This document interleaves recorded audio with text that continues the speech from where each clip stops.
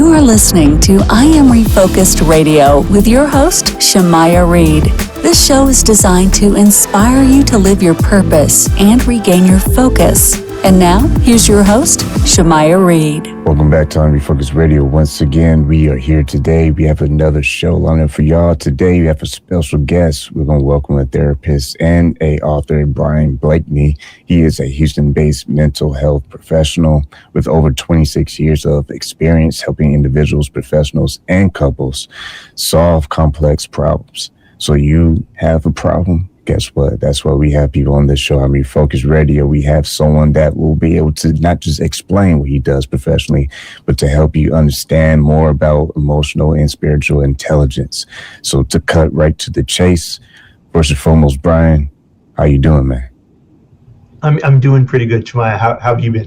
It's great to be with you. Great to share some thoughts with your audience today. Yes, sir. A little bit more background.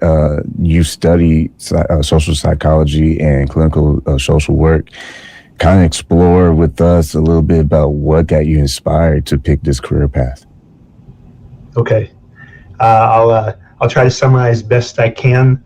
But when I was growing up, I learned that my mom had a near-death experience giving birth to one of my brothers, and she experienced consciousness independent of the body. And she became aware of potentially other realms. She said it was a very distinct experience from the actual dream state. And she became aware of her dad who had passed and ancestors. To make a long story short, she had become convinced that there was more to this world than meets the eye. That this physical world is essentially a womb world, preparing ourselves for something greater. And as I was learning it, taking this in and asking questions and starting to study as I got older, I realized that I wanted my work to impact the eternal journey of the soul. That's in a nutshell. When you think about opportunities to grow in your profession, I mean, it takes years to build something great, but it only takes seconds for it to be not so great and fall apart. How do you keep yourself poised and keep fighting through ups and downs of life, because we all have them no matter what we are doing our professional career? That we do no matter what we're doing. My simple rules of thumb are, number one, trying my best to keep my ego in check, because we all know that our ego, since it can often get the best of us, they can sabotage us, undermine us, and sometimes even with good intentions, even from a place of love, we can sometimes make decisions that are not the best in the long run. So even when we're thriving and we feel like we're in the zone, even coming at life from a place of love, we can still err. We can still make decisions that are not as helpful in the long term as we'd like. So one is keeping ego in check. The other is recognizing that no matter how difficult this life is, it's not in vain. In other words, everything can potentially serve a greater purpose for the strengthening, for the empowerment of our soul in terms of qualities of character. Because what are we here for? We're here to develop the qualities of character. And we generally do not create those qualities easily. It's through challenges. I believe this is why this world is often so difficult for us, no matter who we are. No matter our race, our class, ethnicity, and so on, life is challenging for all of us in various ways. And I think it was designed that way so that it's basically the Earth School, where we are forced to, I call it spiritual boot camp. We are forced essentially to dig deep, to engage one another, and to develop qualities that we wouldn't otherwise necessarily develop on our own. So that framework of keeping the ego in check and knowing that there's a greater purpose for the challenges helps keep me in check with the struggles of my work as well. Once again, this is I Am Refocused Radio and talking to our guest today, Bryan Blakeny. Go to his website, bryanblakenytherapy.com. My last question for you, I kind of touched on the two things in the intro, and that is emotional intelligence and spiritual intelligence. You clearly know both. For the audience, unpack the difference between the two and how you define them. Sure. So emotional intelligence is essentially what might seem simple, and that is the process of knowing about our emotions, right? Emotions are essentially energy in motion. They're the road signs that give us feedback, essentially, as to if the approach that we are taking is most effective. Is it effective for our own health and well-being? Is it effective in building meaningful and healthy relationships? And then not only the knowing, recognizing our emotions, that they have layers, learning how to manage them, how to motivate ourselves, and how to connect meaningfully with others. That's the emotional intelligence side of it. The spiritual intelligence side is the element of the acquisition of qualities of character. We might call them divine qualities. The great philosophers of the past spoke of these core virtues that they felt were at the heart of maturity, emotional and spiritual maturity for an individual. And so these qualities are really the foundations of civilization. Imagine qualities of trust. What would happen to our economy if there was no trust? It's already challenging enough, but imagine if there was no trust. We would have no economy, and our civilization essentially would fall apart. So we need trust, we need empathy, we need selflessness, we need kindness, generosity, and so on. These are the qualities of spirit, essentially. The word spirit, like for spirituality, comes from the word respirar, essentially, which the verb to breathe.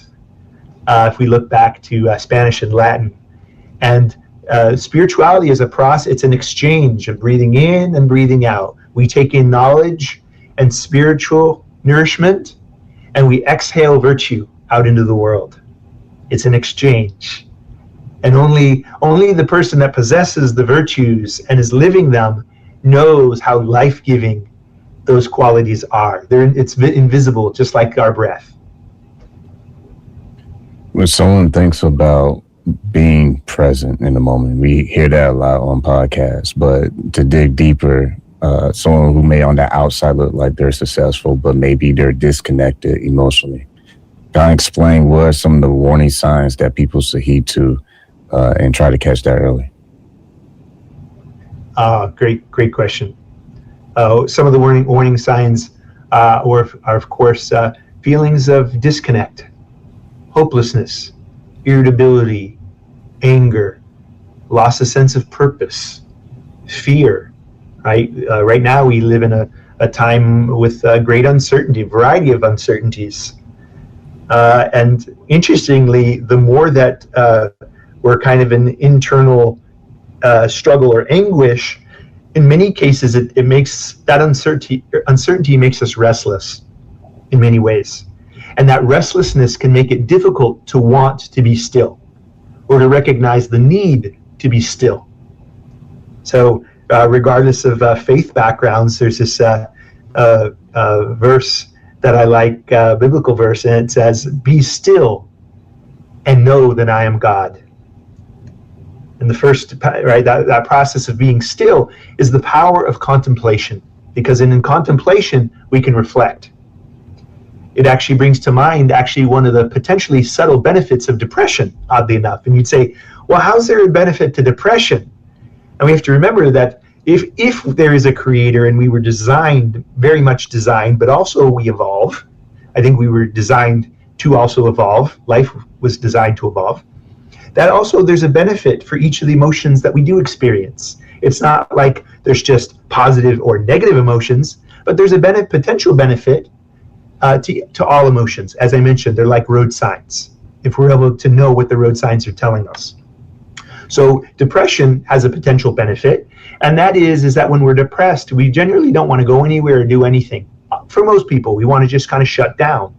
Now, some people want to go out and distract themselves when they're depressed, but at the end of the day, what's really hard when we're depressed is to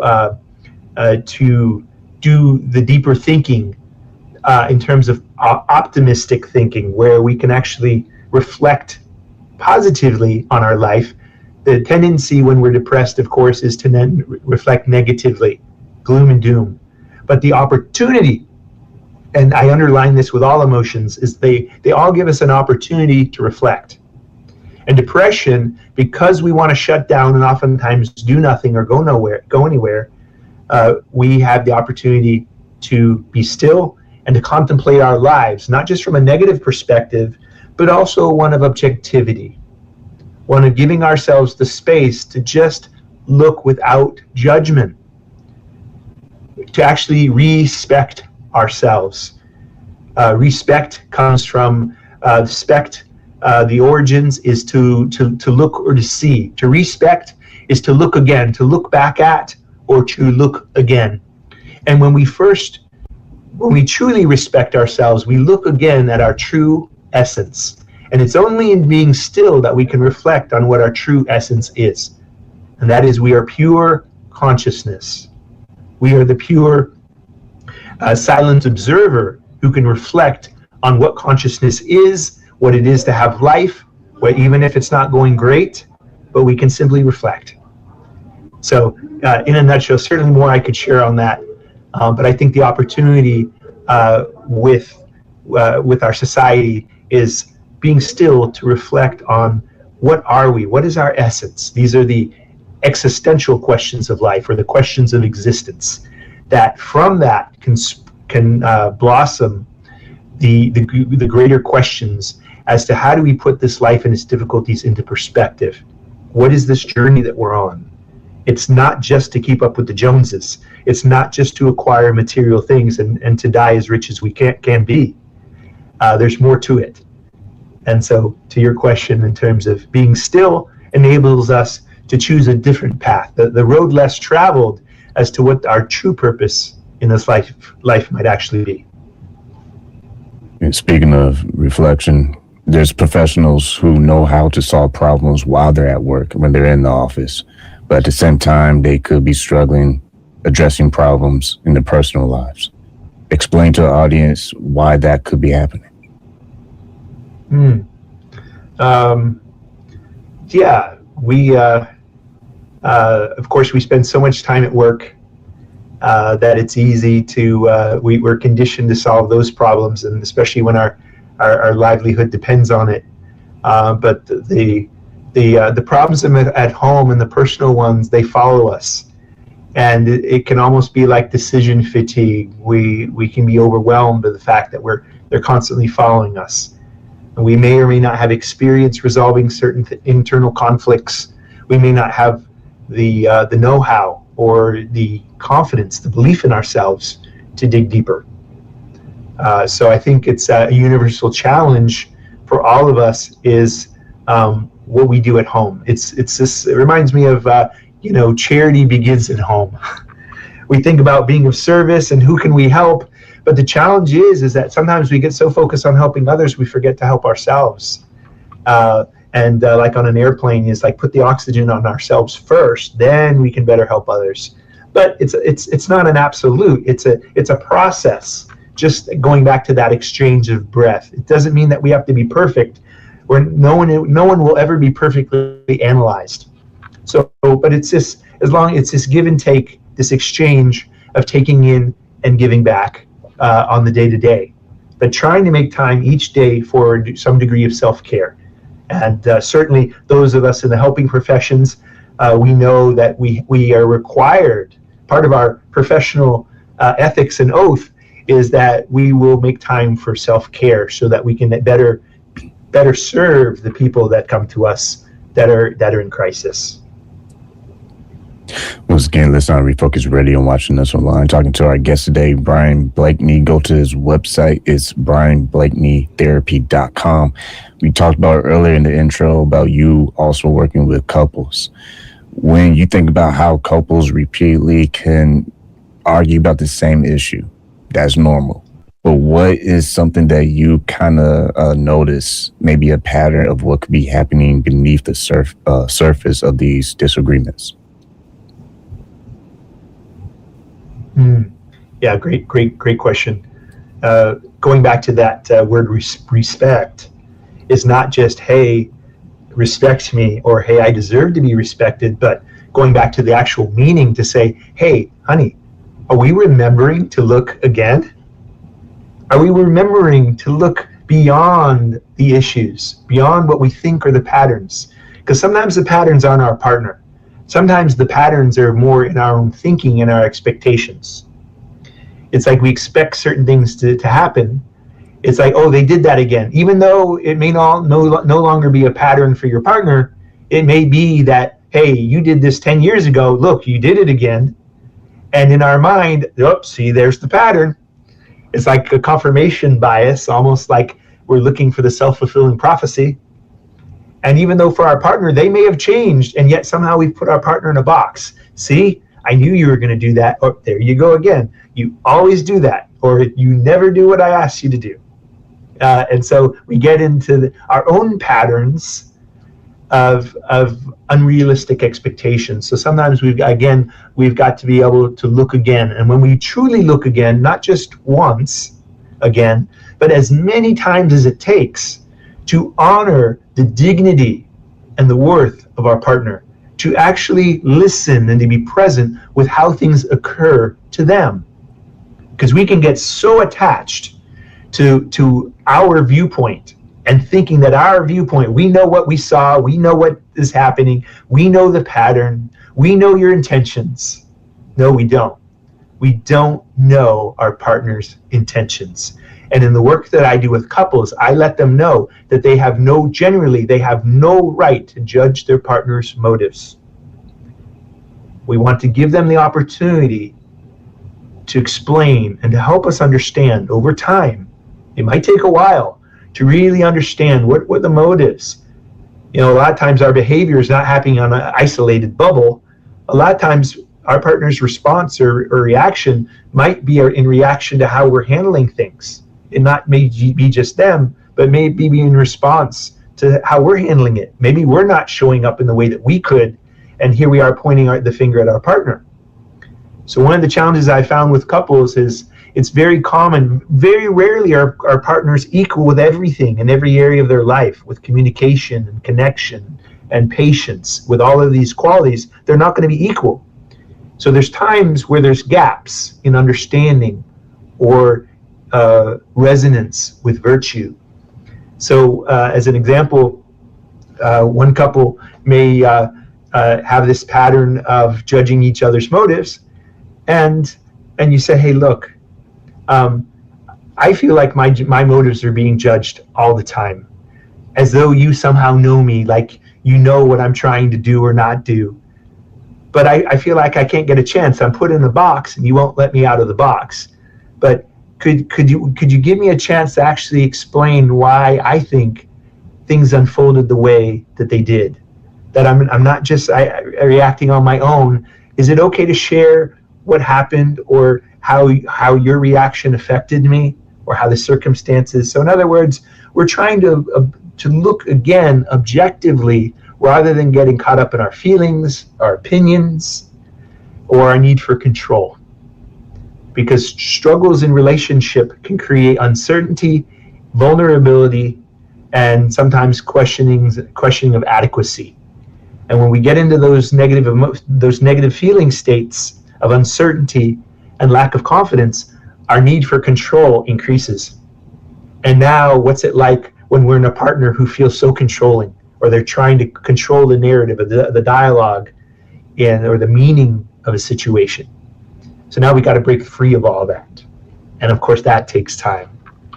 But it's wonderful when couples can get to a new space where they're willing to let go of their old attachments, and they're actually willing to be present with how things occur, and to let free of the need to judge their motives, or allow, this is the big one, to allow their own hearts, to stop allowing their own hearts to be so easily offended. Because when we are offended, it's very easy for the one offended to become the perpetrator. They now become the one offending. You hurt me, you SOB, and therefore you deserve to burn in hell, whatever, right? If we're not careful, the victim can flip, and now they become the one with the vengeance in their heart. And we say two wrongs don't make a right. It's just one came before the other. So we want to be careful that when we've been hurt, that we're not taking it personally, that we don't inadvertently become the perpetrator and become the very thing that we despised in the other. it's like having a contest who's going to reach the end of the rope, and that's not healthy for anybody. So my next question for you is, when you think about in the work that we all have to do as individuals, whether it's personally, professionally, how we show up in our community, how we show up in life, when you think about purpose yourself, is that something that you believe we create, or is it something that we discover, or is it a combination of both? Ooh, beautiful. To your point, I think deep down, I think it's both. I think it's something we create and discover. We get to create our personal purpose as far as, what do I want my personal mission? What do I want my impact in the world? Am I here in this world just to live for myself and my own, trying to fill my life with as many things or pleasant moments as possible in my own happiness? Or I'm actually here to also make a contribution, to maybe have the chance to leave a legacy for the world. So I get to create that. And that comes from my own personal interests. What is my curiosity? What are my curiosities and my passion for life? Is there a population or particular problems that I enjoy solving, or that I think I'd be great at solving? I get to create it. But also there's the elements of the discovering, and that is the twofold. It's like the lesser purpose and the greater purpose. The lesser purpose we create. The greater purpose we discover over the course of a lifetime, and that I consider the objective purpose. And that is, what were we created for? Were we created? Is there a higher power? Did the universe and the world have a designer? And if so, is that designer or creator trying to guide or educate us in a particular way? Is it possible that they've sent messengers or manifestations to guide us over time? And is there a rule book? Are there guidelines that shape us as human beings that actually enable us to thrive, instead, that bring out our higher spiritual nature instead of our lower nature? Because anyone that's trying to live in this civilized world and to have somewhat of a stable life, well, there's certain ground rules, there's certain boundaries and rules that we live by to be a part of civilization. It's not like anything goes. I would imagine that if there's a red light, hopefully everyone is trying to stop at red lights. But imagine there's someone that's so what's the word I'm looking for? Basically rogue. That's like, I don't need to stop at red lights. If I want to drive, no one's going to tell me how to drive, and therefore. But thankfully, by stopping at red civilization, the traffic can function because people abide by certain rules. We agree we're going to stop at red lights for safety and for organization. And so traffic runs smoother when we follow the traffic rules. And same thing spiritually and emotionally. When we find out, is there a greater purpose, and is there guidance as to what helps us as human beings and what doesn't, what brings out the truly the best. And that helps us connect into a more objective purpose, to consider that this physical world, is it possible that it is a spiritual boot camp, and that it's rigid, it's rigorous, it's very difficult at times, and we get little bits of relief, but it's challenging. But is it possible that it's preparing us for so much greater? And coming full circle to one of your initial questions, when I shared about my mom's near-death experience, there is no doubt that my mom had a profound experience, because she observed when they were reviving her, she was giving birth, they were doing an emergency C-section, and her consciousness lifted up above the ceiling, and she was able to see her body being operated on in terms of the C-section and then reviving her. She observed it all from above the ceiling as if the ceiling did not exist. And later in the recovery, she was able to tell the doctors and the nurses everything that she saw, and they were dumbfounded that there was more than meets the eye, because she was able to tell them what they were saying, what they were doing, the deep things that, in being physically dead, should have been impossible for her to know about. But she physically saw it, what we would call physically saw. She was able to describe what she saw, even though her body on the operating table was dead with her eyes closed. And yet she still saw. So consciousness this taps back into, is there a greater purpose? And I think one thing that breaks my heart for our world is that we're so caught up in survival that much of society has lost curiosity for exploring the greater purpose. In the same way that at night in our cities, there's so much light pollution that we've lost sight of the stars, and we've lost sight of the awe and wonder of getting a glimpse of the Milky Way at night, and to think, wow, is it possible we're a part of something greater?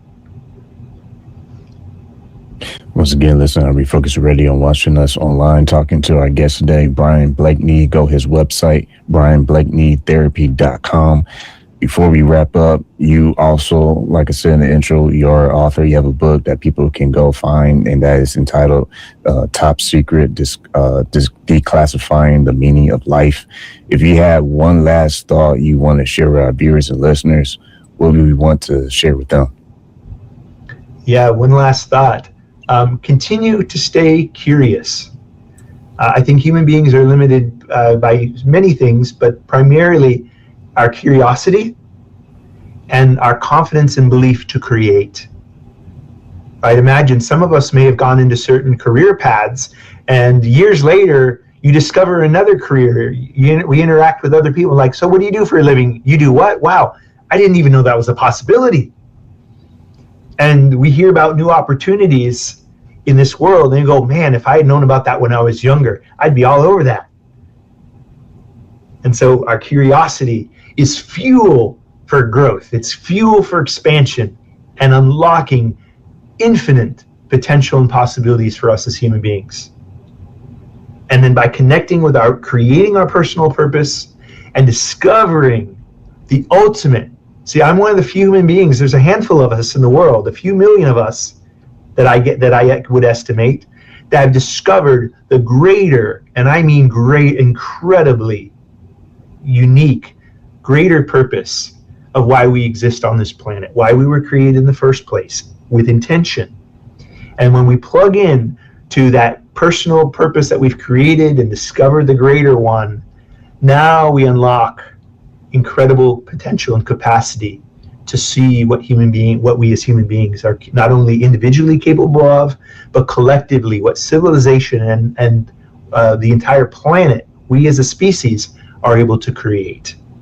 And in that and with that comes a unity that most of the world would say is impossible. With that said, you listen on Refocused Radio, watching us online, talk to our guest, Bryan Blakeny. Like always, to you, I want to say thank you for your time. The honor's been mine. Shemaiah, thank you so much for having me.